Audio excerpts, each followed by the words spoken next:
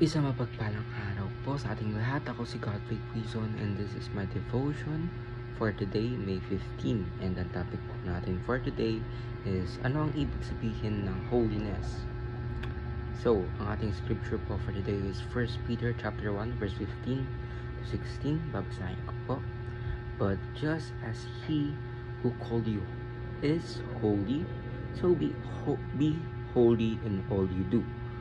For it is written, be holy, because I am holy. So, ano po ba yung meaning ng holiness? So, holiness daw po means that God is absolutely pure, completely separate from sin, and wholly devoted to His own glory. He is not just a better version of us, He is infinitely beyond us. Yet, in Christ, this holy God calls us to be holy too. Holiness is not just about avoiding sin, it's about being set apart for God's purpose. It's about reflecting His character in a dark and broken world. So, ano po ba yung ibig sabihin nito? So, ibig sabihin po nito na, of course, ang holiness daw po is, kumbaga, tinawag po tayo ng ating Panginoon to be holy, ang ating Panginoon Kristo. So, ano po ba yung meaning ng pagiging holy or holiness? It's about po following the teachings of our Lord and Savior Jesus Christ and kung ano po yung utos na sa atin ng ating Panginoon. It's not about pag-iwas sa mali, or sabihin natin kunwari sa school nyo maraming kayong barkada na bad influence, hindi ka lang iiwas doon.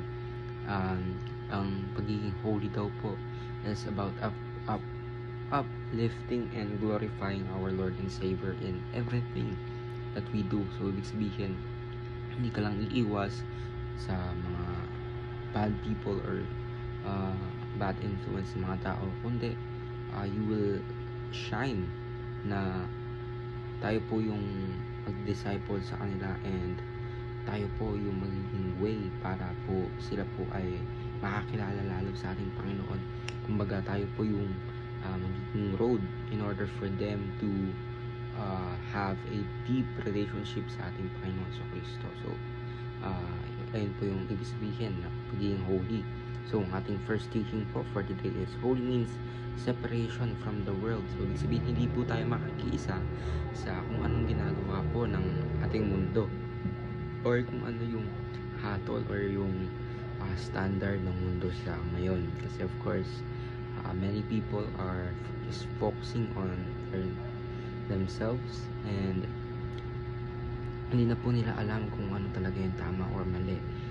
Nagbabatay na lang po sila sa gusto or yung standard ng society na ngayon, alam naman po natin yan is not in accordance of the Bible. So, ibig sabihin, salungat yung standard ngayon ng society or yung gusto ng mga tao na gawin mo. Na tawag po dito is talagang sobrang salungat sa turo po ng Biblia at ang turo ng ating Panginoong Jesucristo. So, that is why kailangan may separation tayo, nakikita na tayo ay Kristiyano, na tayo po ay tagasunod ng ating Panginoong Jesucristo. So, second teaching po is holiness means belonging to God. So, ibig sabihin, hindi po tayo belong sa kung anumang kasalanan sa mundo or kung anumang